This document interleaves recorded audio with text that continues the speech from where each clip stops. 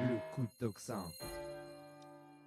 Et le coup de tocsin que vous attendez tous, c'est évidemment Ubuntuit. Bonjour Ubuntuit, comment ça va aujourd'hui ? Ben, ça va très bien, Clémence, et d'autant plus que j'inaugure mon nouveau truc hyper corporate avec mes lunettes tocsin, mon bonnet tocsin, j'ai même mon parapluie tocsin, enfin bref. Ça, c'est pour faire baisse météo. Mais ouais, non, mais voilà, mais ça va être absolument génial. Bon, et sinon, vous voyez, ça avait bien marché votre chronique archi-complotiste de la semaine dernière. Elle a apparemment pas mal plu, hein. Bah écoutez, ça me fait très plaisir parce que j'aime bien aborder ce genre de sujet de temps en temps. Et puis ça me fait encore plus passer pour un complotiste. Comme ça, les gens de Conspiracy Watch, ils vont pouvoir ajouter plein de trucs extrêmement méchants sur mon là, oui. Là, ils sont servis. Bah ouais, sur mon panégyrique qui est déjà assez fourni, comme on a pu le voir quand ils ont fait leur enquête toute pourrie sur Toxin. D'ailleurs, si ça vous ennuie pas, j'aimerais bien que dorénavant vous m'appeliez au super bon tweet. Ouais, bon, prenez pas non plus trop le melon, hein. Non, mais je déconne. Mais voilà, c'est vrai que ça fait plaisir. Donc merci à tous les commentateurs sur YouTube, même ceux qui ont dit du mal. Il y en a certains, mais comme je suis grand et généreux, je leur pardonne. Bon, du coup, la prochaine fois que vous voudrez faire une chronique super complotiste, vous n'aurez pas besoin de demander. Eh ben merci, c'est vraiment très aimable à vous. Je le note. C'est ce que vous allez faire aujourd'hui, du coup ? Non, aujourd'hui, je vais faire une chronique très courte.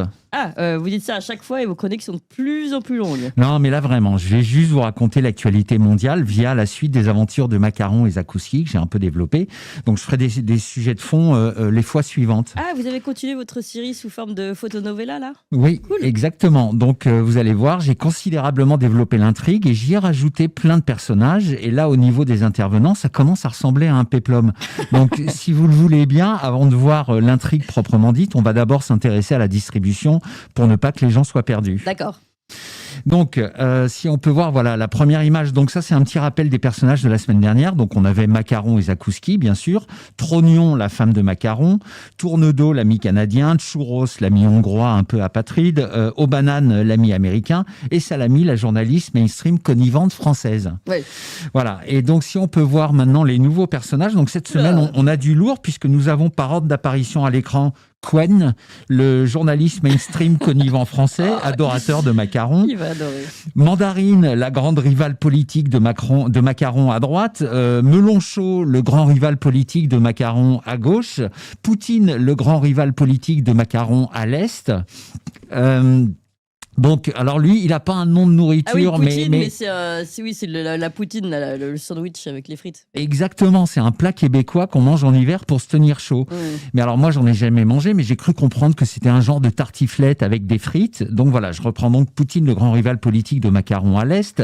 Shrimp, le grand rival politique de Macaron à l'ouest. Voilà, donc... Et shrimp pour nos auditeurs ? Alors, shrimp, ça veut dire crevette. Donc ensuite, on a Ben Salad, le grand rival politique de Macaron au Moyen-Orient, et Schnaps, un des patrons de Macaron. Quelle distribution, en tout cas, mon Dieu. Alors attendez, c'est pas fini. Donc si on peut voir la troisième image, donc là nous avons le duo de choc qu'on appelle les hot dogs tunisiens. Les hot dogs tunisiens. Oui, alors c'est du pain et des merguez. Donc ce duo, c'est des fact-checkers. Ça veut dire qu'ils sont chargés de vérifier ce qu'annoncent le gouvernement et les médias mainstream. Et ils sont toujours 100% d'accord avec eux. Ah, ok. Donc c'est pas un boulot spécialement crevant. Ensuite, nous avons dans le domaine médical les deux grands ennemis depuis 2020, à savoir le professeur Ragout et le docteur Smarties. Pas mal. Et enfin, nous terminons avec le Münster, éminent ex-ministre de l'économie de Macaron, grand pourfendeur de l'économie russe, et écrivain à ses heures, puisqu'il nous a sorti quelques jolis petits romans d'amour. Et enfin, nous avons Planchepin, un autre journaliste mainstream, suisse celui-là, connivant et adorateur de Macaron. Voilà, maintenant que le générique est passé, voici l'épisode 6. Alors pour les 5 premiers, je vous renvoie à la chronique de la semaine dernière. Ah, nous sommes très impatients. En tout cas. Alors voilà, donc si on peut voir voilà l'épisode 6, donc là nous avons Macaron qui délaisse un peu Zakouski parce qu'il doit s'occuper aussi de politique intérieure et se débarrasser de ses principaux adversaires. Il se rend donc sur le plateau de Quen afin de rencontrer ses deux principaux opposants, Melonchaud et Mandarine. Voilà, Quen est très très complaisant vis-à-vis de Macaron et ne perd pas une occasion de lui rappeler à quel point il est génial. Donc si on peut voir la deuxième image de cet épisode, et voilà, et ces deux principaux opposants viennent sur le plateau parce qu'ils croient qu'ils vont participer à un débat, mais ils ne savent pas qu'ils tombent dans un guet-apens qui consiste à les confronter à leurs propres déclarations, parce que Macaron, c'est pas le dernier des cons, et il est très fourbe. Donc Mandarine, une fois, avait dit que les mecs qui carottent l'argent public doivent être inéligibles à vie, et paf, Macaron le lui renvoie en boomerang dans la gueule. Ah oui, on voit ce qu'il est en train de penser là. Voilà, c'est comment qu'il va trop les niquer. Donc on commence par Mandarine, mais Melonchaud, qui est un mec assez vénère, avec une légère tendance à l'arrogance et au haussement de voix, devrait bientôt se faire niquer lui aussi. Magnifique épisode en tout cas. Voilà, oui, tout à fait. Donc vous allez voir, plus ça va, plus l'intrigue devient haletante. Donc l'épisode suivant, là Macaron a retrouvé Zakouski et ils sont en train d'ourdir un plan machiavélique afin d'éliminer leur ennemi juré Poutine. Donc ils font un traquenard en lui faisant croire qu'ils veulent la paix et qu'ils veulent le rencontrer pour ça. Mais Poutine, qui je le rappelle est l'ancien chef du KGB, c'est pas non plus un lapin de 3 semaines, Ouais. donc il flaire le coup foireux, si on peut voir d'ailleurs, et donc il accepte le rendez-vous, mais il assure ses arrières pour ne pas se faire avoir. Voilà. Et comment fait-il ? Alors il demande à ses services de préparer sa fameuse table à connards. Alors, vous en avez déjà parlé, mais c'est la super grande table, c'est ça ? Voilà, c'est tout à fait. C'est très pratique pour maintenir tous ses ennemis à distance et avoir le temps de réagir au cas où on voudrait l'agresser. Et grand bien lui en a pris, puisqu'il réalise qu'il est tombé dans une embuscade. Et l'épisode se termine là. Et quel suspense, en tout cas, mon Dieu. Oui, bah alors, moi je suis le roi du cliffhanger. Oui, le cliffhanger. Oui, alors dans le jargon télévisuel, c'est un épisode qui se termine sur une situation dramatique inachevée, qui donne super envie de voir l'épisode suivant pour savoir ce qui va se passer. Ça marche bien, en tout cas. Allez, vive la suite. Alors j'y viens, donc si on peut voir. Donc au moment où on croyait que tout était perdu pour Poutine, voici l'arrivée d'un nouveau personnage, Shrimp. Alors Shrimp, c'est pas le mec le plus raffiné qui soit, mais quand il parle, ça a le mérite d'être clair, net et précis. Donc le mec, il a bossé dans le bâtiment fut un temps, donc vous savez, c'est pas trop le genre de milieu où on se fait des courbettes en sirotant une camomille et en jouant au mahjong. Oui. Donc là, il appelle Macaron pour lui dire de se calmer immédiatement. Vous noterez que Zakouski, qui a déjà eu affaire à Shrimp par le passé lors d'une mémorable rencontre devant les caméras du monde entier, semble terrorisé puisqu'il dit « Damned, nous sommes faits comme des rats Oui. ». Mais là, Macaron, qui ne manque pas de ressources, lui répond que c'est Poutine qui a commencé. Techniquement, il n'a pas tout à fait tort. Alors c'est vrai, ma chère Clémence, mais je vous renvoie sur la deuxième partie de ma chronique de la semaine dernière pour voir que c'est pas non plus aussi simple que ça. Et vous ne serez pas d'ailleurs sans remarquer au passage avec quelle dextérité j'en profite pour booster les algorithmes de Toxin en renvoyant les gens sur les anciennes vidéos. Ah, mais j'ai vu ça, mais c'est du grand art. La Guy de Lafortelle serait très content s'il vous entendait, vous voyez. Mais j'espère bien. Donc voilà, si on peut voir l'épisode suivant, enfin la suite de l'épisode, donc on arrive à un tournant dramatique. Donc Shrimp répond sèchement à Macaron que s'il continue, il va balancer le petit dossier rouge. C'est quoi alors le petit dossier rouge ? Alors j'en ai pas la moindre idée, Clémence, mais apparemment ça fait flipper tout le monde et on peut voir que Trognon, comme toutes les femmes, reste discrètement dans son coin, mais ne perd pas une miette de la conversation et se permet d'intervenir quand quelque chose lui semble d'une importance majeure. Et là, cette phrase semble la faire paniquer plus que de raison, elle qui d'habitude reste totalement maître de ses nerfs. Alors vivement l'épisode 9. Ah Clémence, qu'est-ce que vous croyez ? Je maîtrise parfaitement l'art de la photonovella, donc on va pas balancer toutes les infos croustillantes tout de suite. Il va falloir attendre. Oh. Voilà, donc là, changement de décor, voilà, donc nos deux amis qui sont vraiment infatigables se trouvent cette fois-ci en Suisse, à Davos, où ils vont rencontrer leur N+1 et prendre les consignes pour la suite. Donc c'est le fameux Schnaps qui a une tête de méchant dans James Bond, qui est d'origine allemande et qui parle extrêmement bien français, malgré un accent bavarois assez fort. Et là, ils tombent nez à nez sur les fameux hot dogs, qui sont donc les experts du fact-checking. Ah oui, pain et merguez. Tout à fait, Clémence, je vois que vous suivez très bien l'intrigue. Et ça me fait très plaisir. Oh, c'est pas non plus très compliqué, la série est vraiment passionnante. Mais merci ma chère Clémence. Et donc là, nos hot dogs leur posent des questions afin de faire taire une bonne fois pour toutes les complotistes qui disent que Macaron c'est la bitch de Schnaps et que Schnaps il a le projet de tout voler aux gens pour en faire une armée de petits esclaves. Oui. Donc si on peut voir l'image suivante. Et là, Macaron leur répond que toutes ces affirmations ne sont que des carabistouilles et Schnaps sort la phrase qui l'a rendu célèbre dans le monde entier. Il ne vaut pas avoir beurre.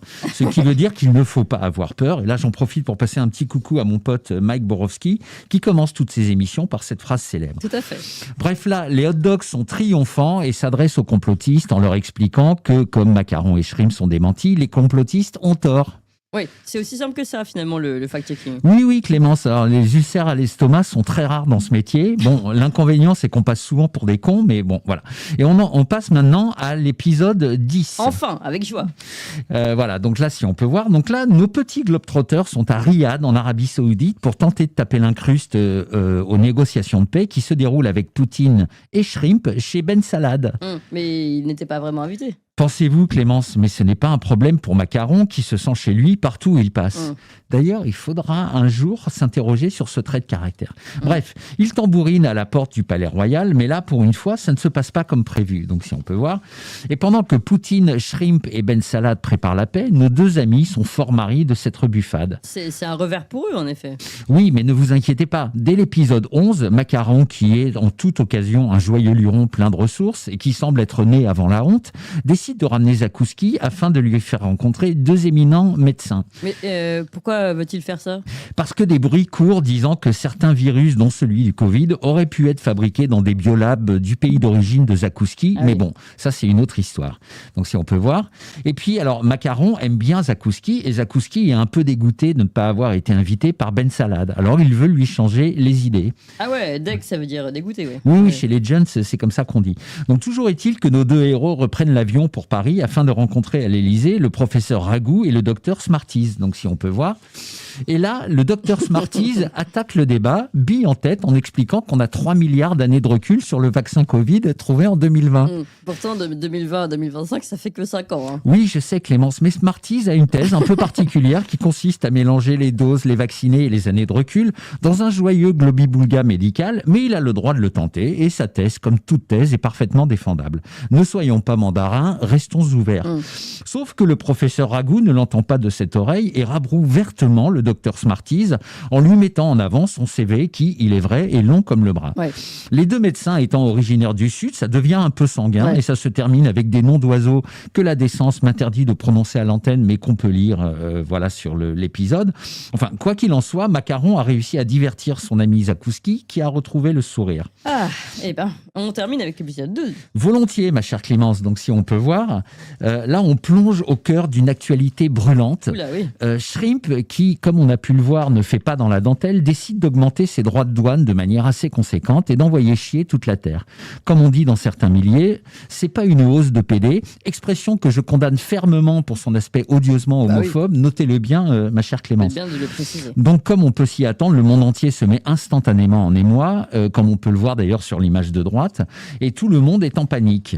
Laissez-moi deviner, tout le monde sauf Macaron. Bingo, Clémence, vous êtes très très forte.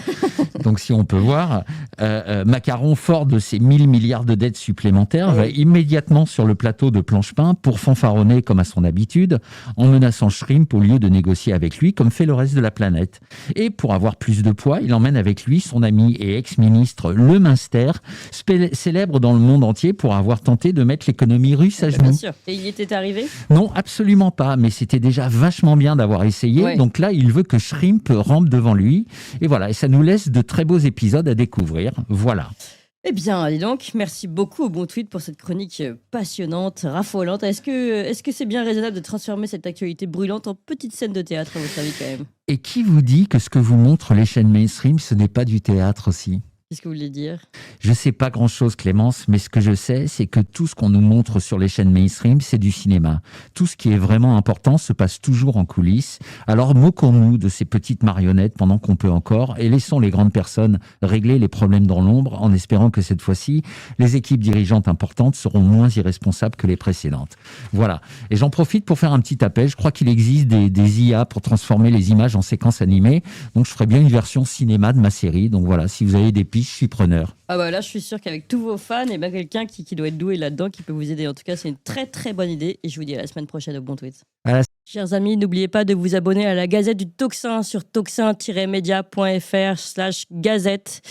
Vous savez, tous les jours, Valentin vous écrit dans votre boîte mail, vous recevez le meilleur de la matinale. C'est un courriel, donc impossible à censurer par le système. C'est condensé, c'est fait pour ceux qui n'ont pas le temps ou qui préfèrent lire, tout simplement. C'est aussi une version courriel qui peut être partagée. C'est spécialement conçu pour être transféré en un clic. Bref, c'est la version efficace pour pouvoir diffuser au mieux nos idées et les véritables informations. Pour recevoir gratuitement la Gazette tous les soirs, Inscrivez-vous donc tout de suite sur toxin-media.fr/gazette, toxin-media.fr/gazette. À bientôt.